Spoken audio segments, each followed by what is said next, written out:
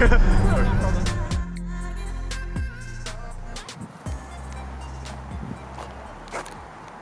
on, work. Please.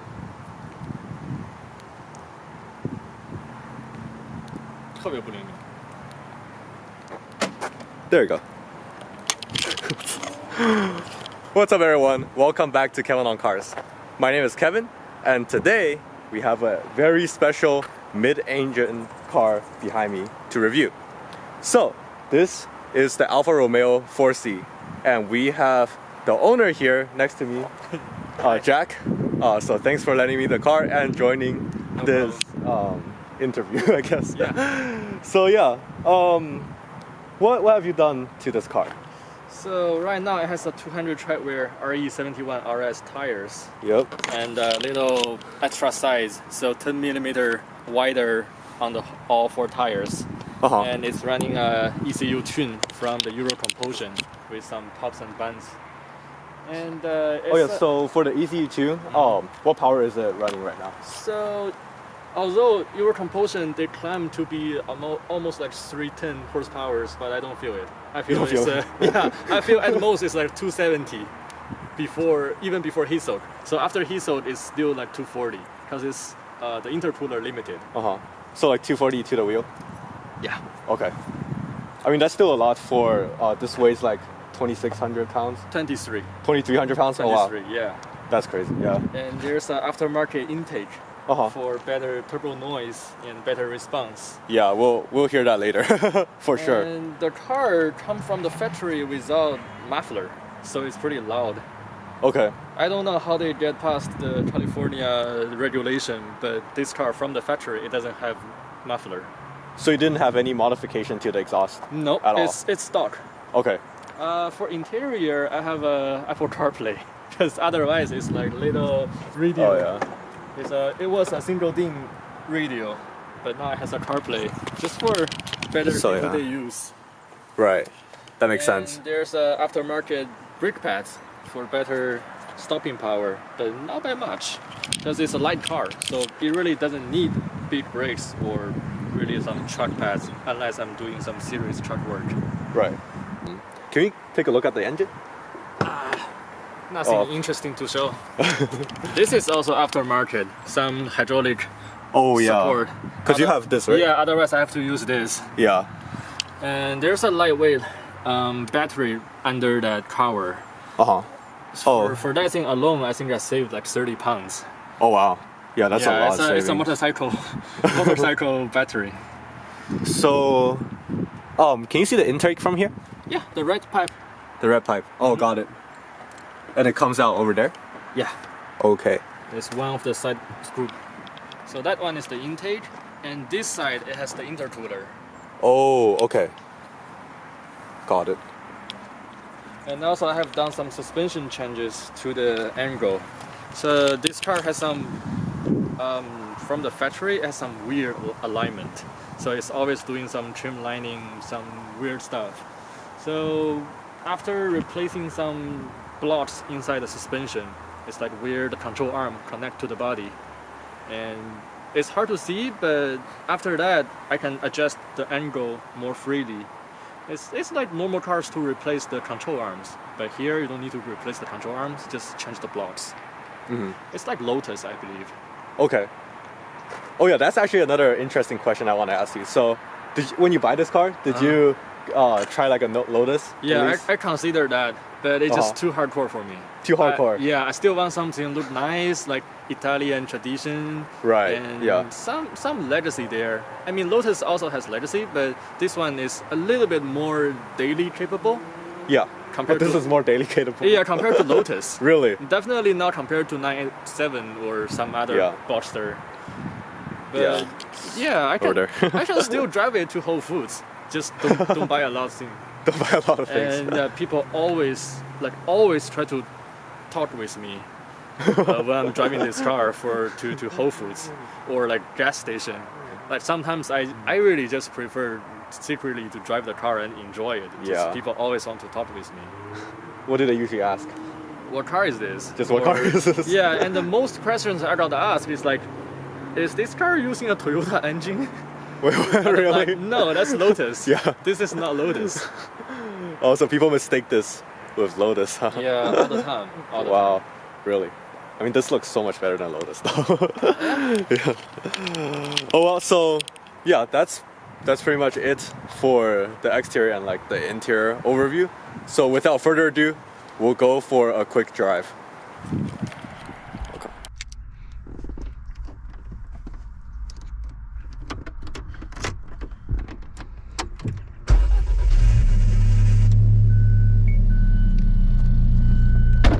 Now that we're in this Alfa Romeo and it started up, let's go for the drive.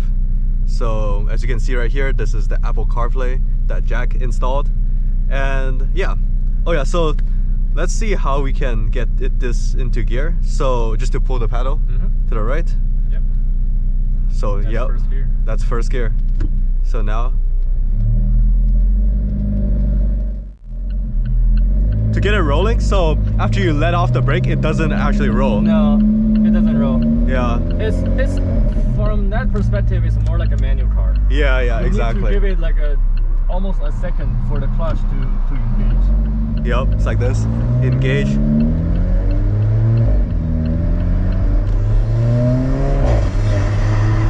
Listen to that intake.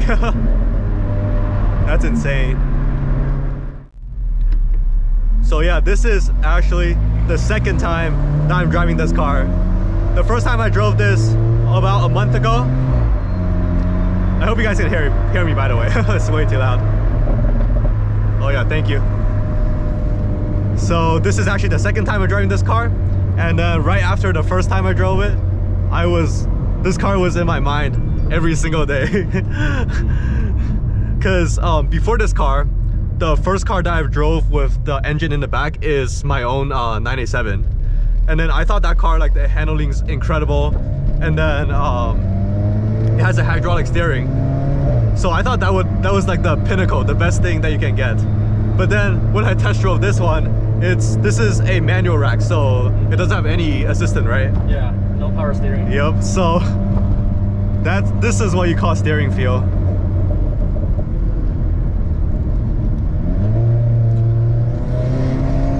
Let's do a small pull.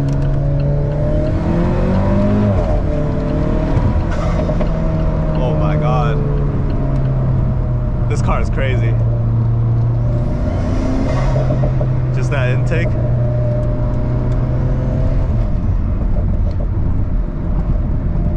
So for this hissing sound, do you get it with the factory intake? Or is it just like a quieter version? With the factory intake, you can still hear it. Just now this OBS. Oh, okay. Yeah, so it really amplifies the whole experience. Exactly, yeah. So out of all your mods, what is your top 3 mods in order? Top 3? Yeah. I would say the tune with the sound really adds something, and the intake also. Right. It's like make the driving experience more special. Yeah. And the next big thing I think is the suspension, like the alignment as a whole system. Yeah, yeah. The alignment really transformed the car. From the factory, this car is really unstable. It follows all the imperfection on the road.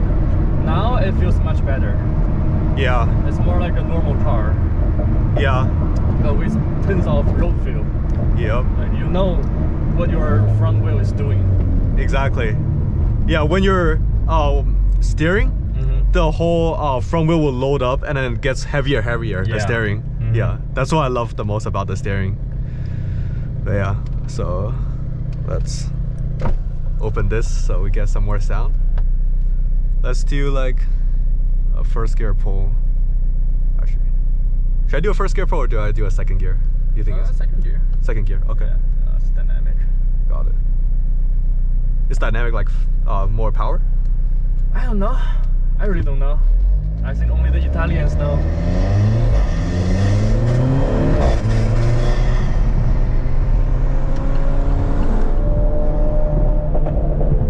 And those pops?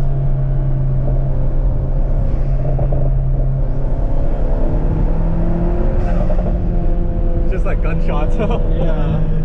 It reminds me of my Mini. Huh, yeah. downshift. Oh, it doesn't really pop on the downshift. No, but when the rev is high, if you lightly tap the gas, Yeah. like not enough to push the car forward, but just tap it and it will pop. Okay, There's a program set up that way. got it. All right, I will try that. Oh, then there's a Taken right there, looking very nice. Oh yeah, so one thing you told me about it that I found pretty funny is that you'd rather like do a couple of turns around rather than doing a U-turn, right? Because it's so heavy steering. Yeah, when it's low speed, the steering is like it really pain us. Yep. It's too hard to maneuver the car. Yeah, I will show you right here. You probably don't feel it, but this is like a workout. Second gear pull, full throttle.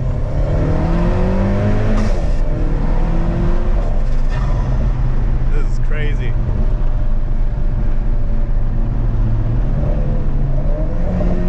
Downshifts are really quick too. I wouldn't call it PDK level because it's definitely slow than PDK, but when you drive fast, it's kind of smooth. But Yeah. you're doing some slower. Oh, sorry. No problem. In like slower city driving, it's painful with this transmission. Yeah. I think that's also the biggest complaint from people. Like they always want a manual in this car. Yeah. Sometimes I feel the same way. All right. Let's do a couple more pulls over this bridge. You can hear those pops. Third gear.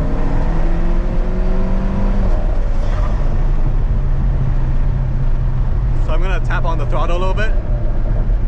You can hear a little bit of pops. It's like a rumble more than a pop. Yeah, it depends on your RPM. So higher is more pop. Yeah.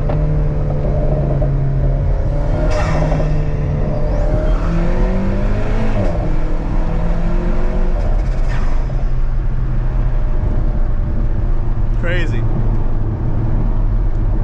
Oh yeah, when I was going through that uneven pavement there, you can feel the steering is like dragging you to the side. Yeah. Many people hate it, but that's where the charm of this car is. Yeah. Oh yeah, to go back to that turn right. Go straight. Yeah, I can't return here. But yeah. Yeah, because with that you can feel like all the road. You can feel the road. Yeah. You know what the front wheel is doing. Yeah. And also when pushing to the limit, like Right. doing autocross, when the front really loads up, you can feel when the front gets suddenly like it's loose now. Then you know you're losing traction. Right. So it's really easy to maneuver the whole car. Okay. And since it's mid-engine, it has all the weight behind you. The car in limit, it's more like the whole four wheels are sliding. Oh, okay. So Yeah. it's the really traditional or typical mid-engine car behavior. Uh-huh. Yeah, because all the weight's in the middle. Yeah. And you can floor the gas a bit earlier than front engine car because the rear has traction. Yep. But it's also easier to maneuver than 911 because the back end is not like a heavy hammer. Yeah, for sure. Yeah, because for a front engine car you don't have that much grip, but for a rear engine car you have a lot of grip, but you feel the front is very, very light. Yeah. When I drove it last time. So this car, in some corners, you can throw the car in the corner in a really like unbelievable speed. Yeah. The Corvette on the other side just keeps staring at us. Really? Yeah, the visibility in this car, besides the rear, it's actually all right. Yeah. You feel it's kind of like a roomy space here. Uh-huh.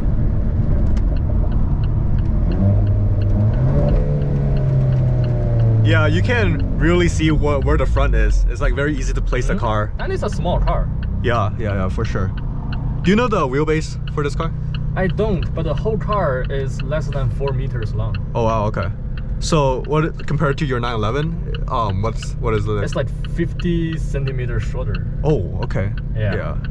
Wait, that's pretty crazy. Cause and also, even crazier thing is this car is wider than my 911. oh wow. It's wider. Yeah.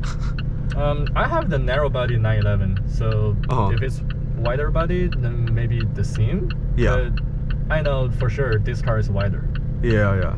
So my friends joke about it and say this car is like a box. It's like a square box because it's so wide and so short. Yeah. Yeah, I can feel that. But that's why it looks so good though. Yeah. Did I turn right? Right. Yeah. Okay. Got it. And it's this slow speed turn. You really feel the steering without the power steering is like it's hard. Yeah. Like 18 miles or like 20 miles is still very good. It's still pretty light, but I'm gonna go to like 10. Oh yeah, that's very heavy now. Like you're really doing an arm day after driving this. Yeah, so we're back to where we started. There's my 987. So thank you so much, Jack. Yeah, no problem. For letting me drive this and review this. This is definitely my favorite car that I've driven, and yeah, it's awesome. All right, so as always, drive safe, have fun. See you guys next time.